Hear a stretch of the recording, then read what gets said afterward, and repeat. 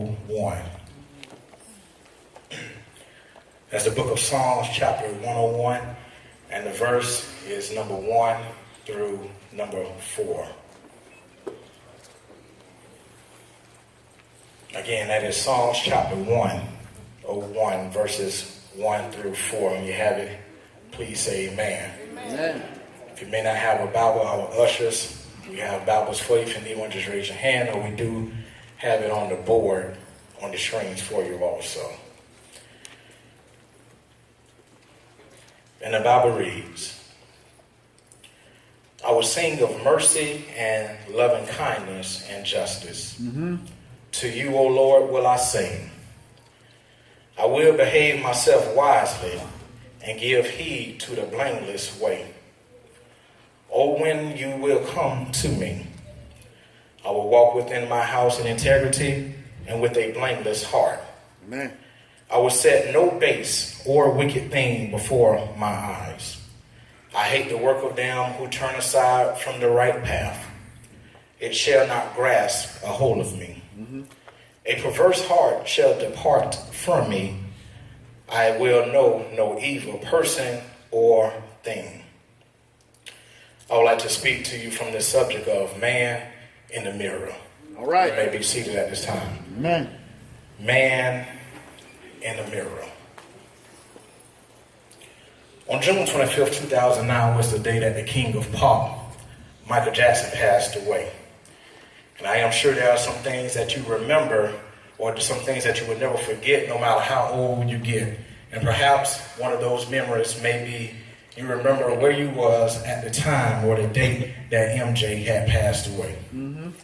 When MJ passed away, it began a rebirth of music, if you will. As far as for me, I was about 22, 23 years old at that particular time, and many of the things I heard of MJ was from secondhand information. But after his death, the airways of TVs and radios flooded with his music. His videos I was able to watch, I was able to see firsthand why every artist since then have tried to copy his style. Well, as a matter of fact, when MJ died at his funeral, he was held by many to be the greatest entertainer to ever live. I mean, Michael Jackson was bad. He can sing and he can dance at the same time. And when I think about that, he was not only just famous in the U.S., but he was famous all over the world. MJ was able to do some things 20 years ago that has not been able to be duplicated on today. And I'm still trying to figure out, after watching some YouTube videos this week, how Michael Jackson was so smooth to go all the way to the face first, to the ground on the Smooth Criminal video, Brother Taylor, and come out so smooth without falling on his face. I'm still trying to figure that out. But one of Michael Jackson's songs that I like and it sticks out to me is called Man in the Mirror. all right. The first verse says, I'm going to make a change for once in my life. It's going to feel real good, going to make a difference, going to make it right. As I turn up the collar on my favorite winter coat, this wind is blowing my mind. Can't you see him moonwalking in the wind right now? All right. He says, I see the kids in the streets with not enough to eat. Who am I to be blind, pretending not to see their needs? Watch the poetry here.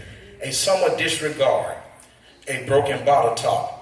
As a one-man soul, they follow each other on the wind, you know, because they got nowhere to go.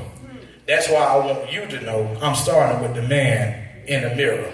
I'm asking him to change his ways. Mike is preaching right now, y'all. He says, and no message could have been any clearer. Talk, Mike. If you want to make the world a better place, take a look at yourself and then make a change. Let's give Michael Jackson love deposit. Amen.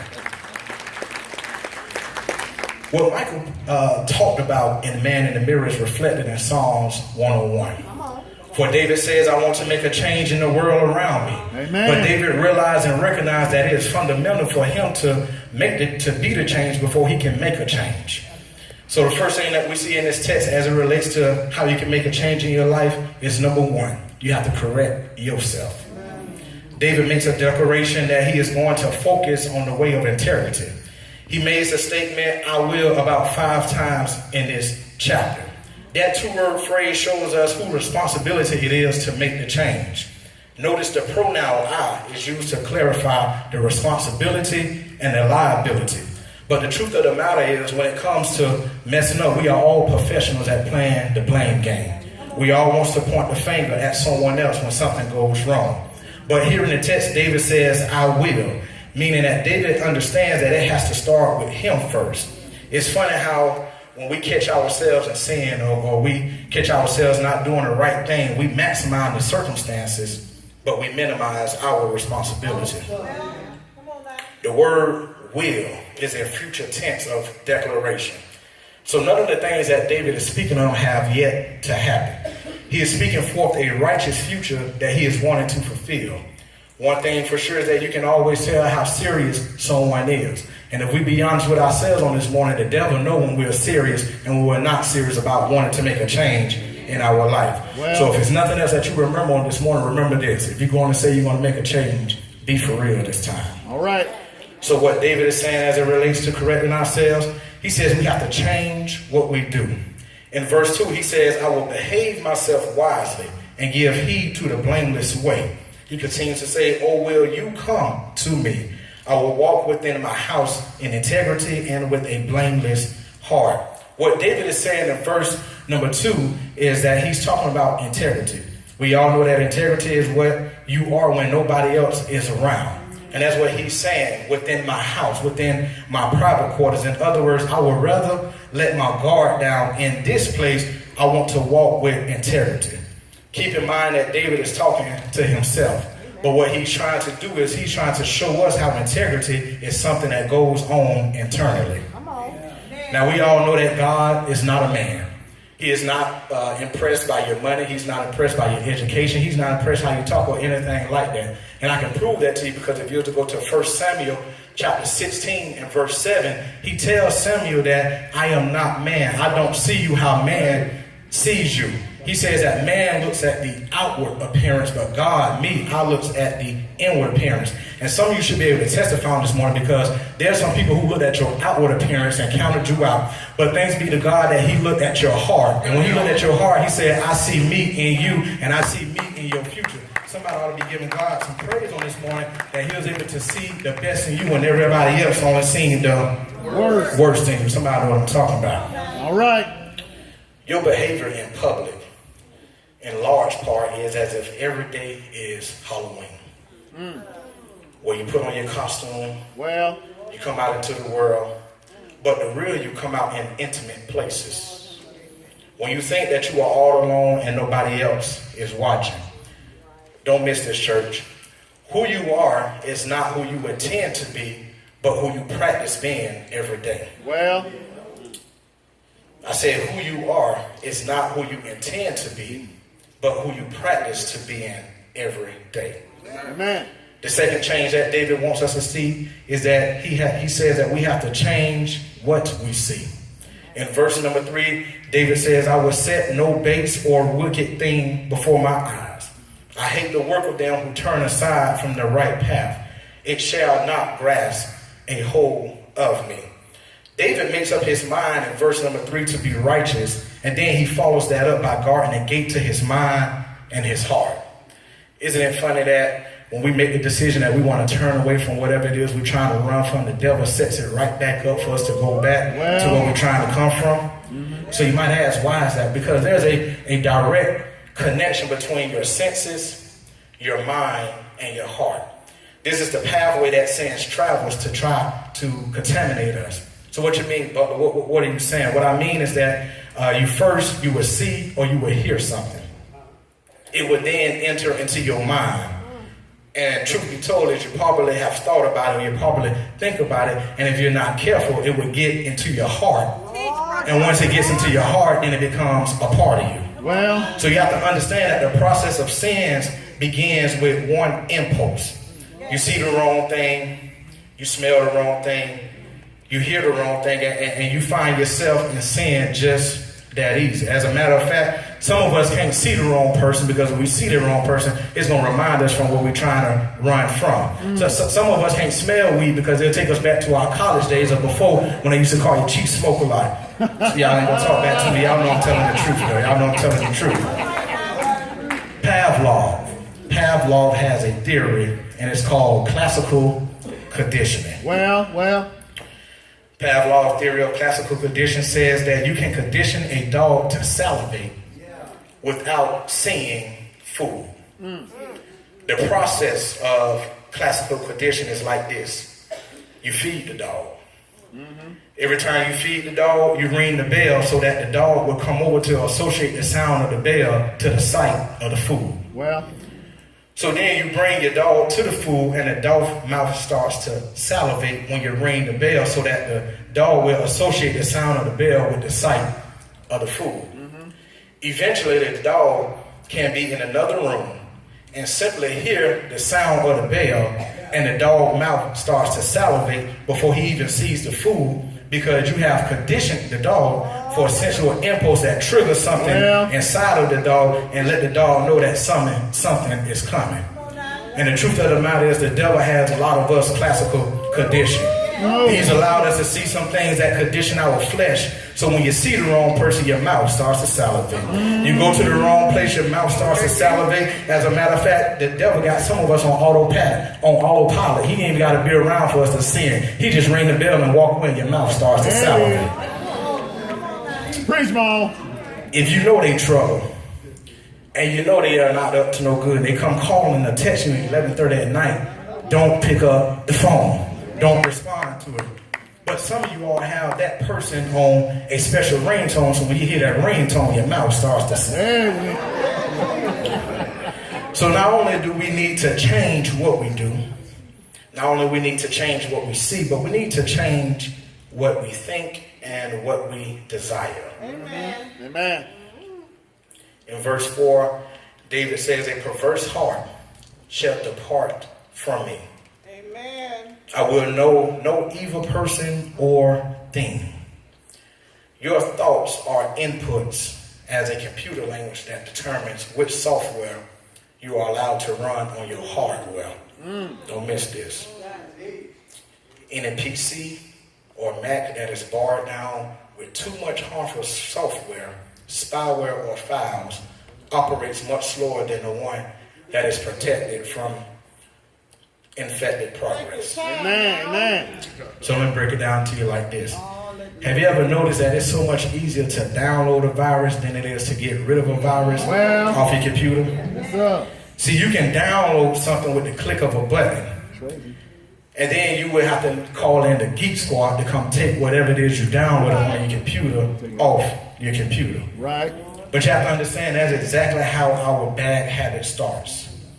You started that bad habit real easy with the click of a button. You went when you was invited somewhere you probably should have never been. Well, you did what you did, or you did what you was invited to do when you should have never did it. And now you're 10 years removed from that, and you're still fighting something because you downloaded with the click of a button.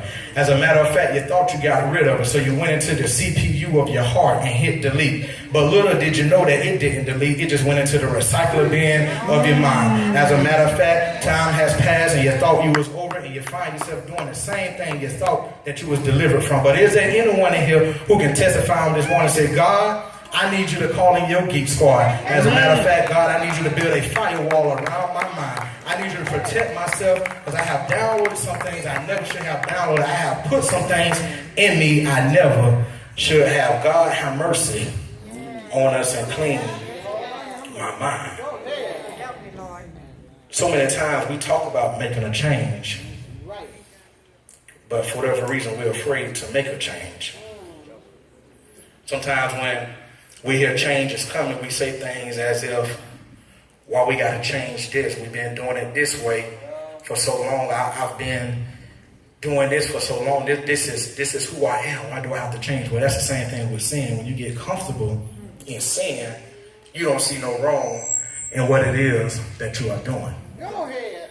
But before you make a change, you first need to look at the man in the mirror. Well, it's just like taking a selfie. When you take a selfie, you have your phone, and you're looking into your phone to make sure that every angle and everything looks good. For the ladies, you may see, you want to make sure no lipstick is on your teeth, or no hairs in your face or anything like that. When you're taking a selfie, you want to make sure everything is good before you send it or before you post on social media. And that's the same thing that God is saying. If you want to make a change, make sure that you got yourself together first. So many times in the church, we worried about what the next person doing, and it hinders us from worshiping. Because we come to church, we be worrying about why Brother Butler got on what he got on. We come to church worrying about why so-and-so is doing this. But have you ever asked yourself, what am I doing? Amen. Most times the people who are talking are probably those who are not doing anything for whatever reason. And this is off topic, y'all. We got to make a change here at Northbound. Go ahead. Well, We sit here and we say we want to fill these seats up. But when you came in, what you found on your seat? Found some cars, right? yeah. This ministry at Northbound is not just Brother Taylor, Brother Brown. This is a collective ministry. Yes, sir. So we want to put people in the seats. There are some things that we have to change. We need to change the way we walk. We need to change the way we talk. We need to just go out and just talk to some people. Amen. There's no doubt in my mind that we have the best minister on the United States. Amen. No doubt in my mind. And then to back him up, we got Robin. We got Batman and Robin. We got a dynamic duo, y'all. All right. What this brother is doing is what some are scared to do. Because we have classically conditioned people. We have programmed people to think what it is that we want to think. And when you have somebody who want to come and challenge your mind, There it is. and to get you to think outside the box, then he's wrong because now he's questioning God. Go ahead. I didn't think y'all want to talk back to me. Oh, yeah. Go ahead. Come on, come on. There might be somebody here on today who's ready to make a change. You don't have to wait till we get up to do the prayer call. Yes, I'm done. Y'all, I got y'all done in 15 minutes. Praise God. Come back next Sunday. If there's someone who's here who needs to make a change, you thought to yourself that you tried doing it on your own far too long. You done called everybody name but the name Jesus. All right. You don't have to wait till we stand up to do the prayer call. You can come down right here, right now. We all say tomorrow's not promised, but how many of us really do believe that? Again, we don't take it, we take it for granted until we have a loved one laying right here, and we coming down this aisle to view our loved one, and we start thinking of the things we wish we should have done, the things we wish we should have said. Well, your wish list is here today. Just come on down. Just come on down. Somebody needs prayer. Somebody might want to be saved. You done this thing on your own. You should be sick and tired of being sick and tired. You've been running from the Lord too long because you're afraid or you're ashamed what somebody may think of you.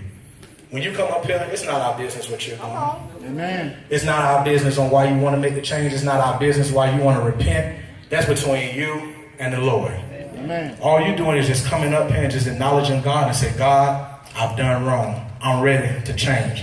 I'm ready to give myself away. Here I am, Lord, use me. Some of these, I done gave y'all the song. Hope y'all use it. Here I am, Lord. Use me. If you want to make a change, come join these. Come join these sisters. Again, it's not up to us or what you've done. We don't place you in heaven and hell. That's up to God. He got to find a judge. Amen. Amen. And to those out there, stop placing people in your heaven and hell because they're seeing differently than you. Let's all stand. Let's all stand.